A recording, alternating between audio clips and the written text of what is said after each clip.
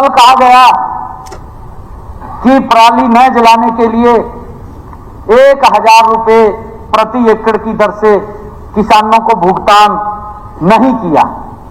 भी सरकार ने वायदा किया था, वो भुगतान नहीं किया, ये चर्चा की गई। माननीय अध्यक्ष जी, मैं बताना चाहूंगा कि ये जो बात कही गई ये बिल्कुल गलत है, क्योंकि तथ्यों के ऊपर बोलना चाहिए, झूठ नहीं फैलाना चाहिए। एक मिनट मैं बता रहा हूं, पहले मेरी बात सुन लीजिए। आप हरियाणा प्रदेश का मुख्यमंत्री जी, सिसाई गांव सबसे बड़ा गांव है। अगर 2022-23 के 1000 रुपए अगर बकाया ना हो सिसाई गांव के, आप अभी पता कर लीजिए। क्योंकि मैं ये इसलिए कह रहा हूं, एक हफ्ता पहले वो किसान मेरे पास आए थे कि आप एडीसी मैडम को फोन कर दीजिए कि हमारे जो बकाया राशि है वो बकाया राशि हमें नहीं मिल रही, जो पराली वो होती है। ठीक है, अगर नहीं होता आप जस्सी जी, माननीय राज्यपाल जी के अभिभाषण के ऊपर आपने मुझे बोलने का मौका दिया, मैं आपका आभार प्रकट करता हूं। अध्यक्ष महोदय, आज मैं जब राज्यपाल जी का अभिभाषण सुन रहा था तो उन्होंने कहा हरियाणा देश का एक पहला राज्य ऐसा है जिसने 24 फसलों के ऊपर एमएसपी दिया। मैं ज्यादा पीछे नहीं जाता, आज की मंडियों के हालात की बात आपके साथ कर रहा हूं। आज धान के ऊपर सरकार ने 2320 रुपए एमएसपी निर्धारित कर रखा है, और मैं दावे के साथ कह सकता हूं अध्यक्ष महोदय, मैं खुद मंडी में जाके आया हूं। मेरी विधानसभा में 4 मंडियों में धान आया है और मैं चारों मंडियों में जाके आया।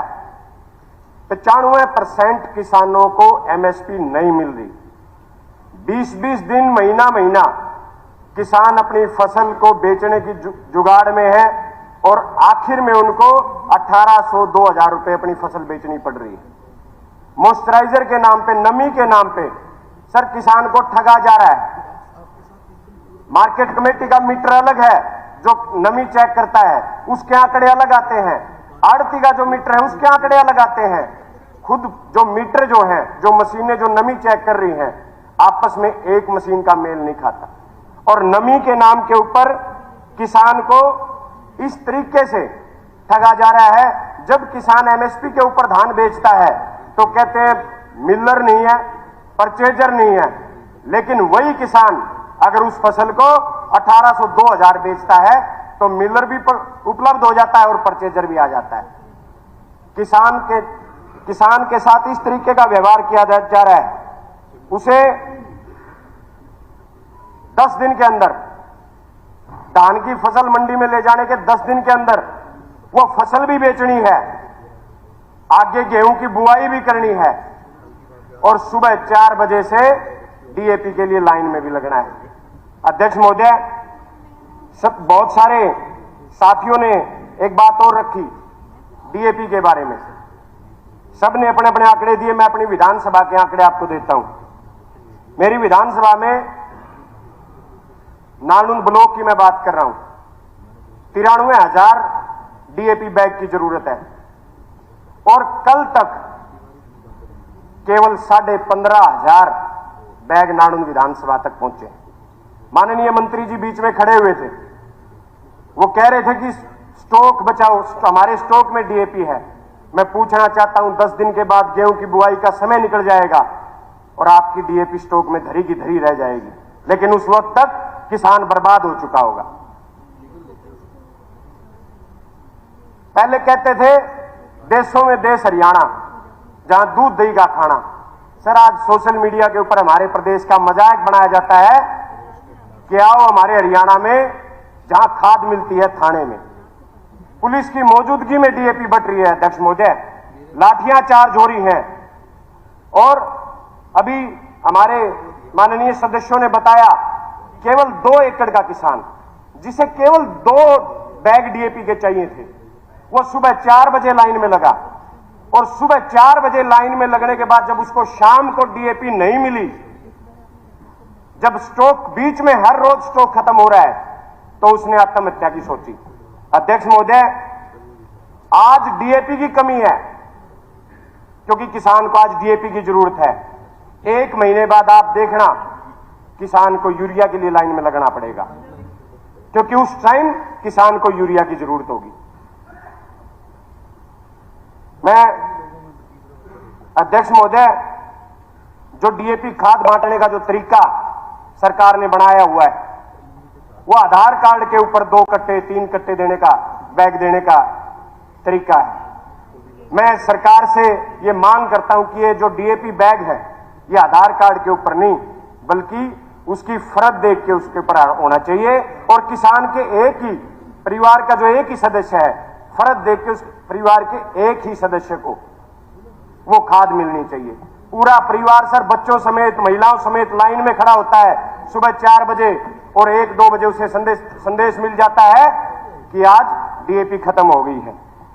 मैं माननीय राज्यपाल जी का अभिभाषण जब सुन रहा था, तो वो किसान की आमदन दोगुनी की बात कह रहे थे, लेकिन आज जो हालात है, आज एक पराली एक ऐसा मुद्दा बना दिया, पराली के ऊपर किसान को इस तरीके से पेश किया जा रहा है कि जैसे पूरे के पूरे देश में प्रदूषण का जिम्मेवार केवल किसान है। पराली का जो काम है वो केवल 10 दिन का काम है अध्यक्ष महोदय। 365 दिन फैक्ट्रियां चलती हैं, व्हीकल चलते हैं, लेकिन पूरे साल के प्रदूषण के लिए मात्र उन 10 दिन के लिए किसान को जिम्मेदार ठहरा दिया जाता है। आज मैं हिसार जिले की बात करूं, हिसार जिले में एक बेलर सरकार के पास उपलब्ध नहीं है, जो किसान को जाके ये कह दे कि आपको पराली जलाने की जरूरत नहीं है, क्योंकि किसान को पराली जलाने का शौक नहीं है, उसके पास दूसरा कोई ऑप्शन नहीं है। 1000 रुपए सरकार ने जो घोषणा की थी पराली की जो नहीं जलाएगा उसको मिलेगी, आज तक पिछली 2022 और 23 की वो पेमेंट अभी बकाया पड़ी है सर किसानों की। अध्यक्ष महोदय, सरकार नहीं चाहती कि किसान खेती करे, पराली जलाना तो मजबूरी है।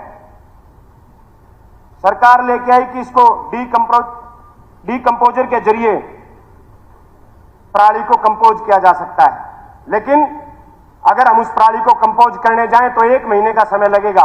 डीकंपोजर के जरिए अगर उस पराली को कंपोज करने में लगे, किसान के पास मात्र 10 दिन का समय होता है अगली फसल की बुआई के लिए।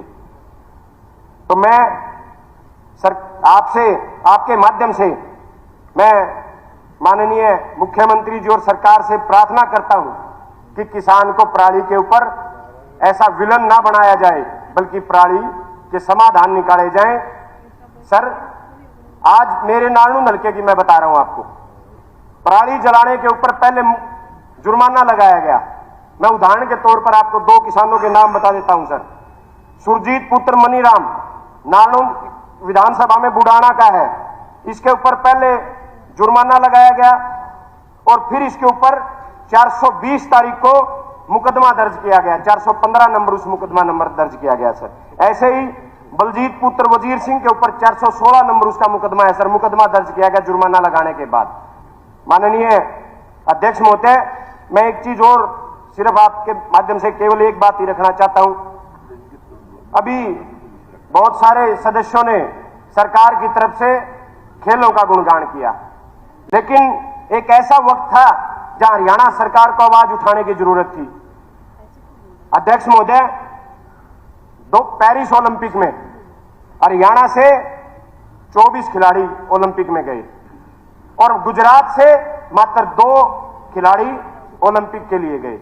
लेकिन गुजरात का बजट खेलों के लिए जो जारी किया केंद्र सरकार ने, आपकी सरकार ने, वो 426 करोड़ रुपए जारी किया गया। लेकिन हरियाणा का जो बजट, अभी गुणगान किया जा रहा था खिलाड़ियों का कि 8 में से 6 हरियाणा के आए, किसी भी भारतीय जनता पार्टी के किसी भी सदस्य ने, माननीय मुख्यमंत्री जी समेत किसी भी विधायक ने उस समय आवाज नहीं उठाई, क्योंकि हरियाणा के हिस्से उस बजट में केवल 66 करोड़ रुपए आए। जहां 8 में से 6 मेडल आते हैं वहां 66 करोड़ रुपए दिए जाते हैं, और जहां केवल 2 खिलाड़ी ओलंपिक में जाते हैं उनको 426 करोड़ रुपए का बजट दे दिया जाता है।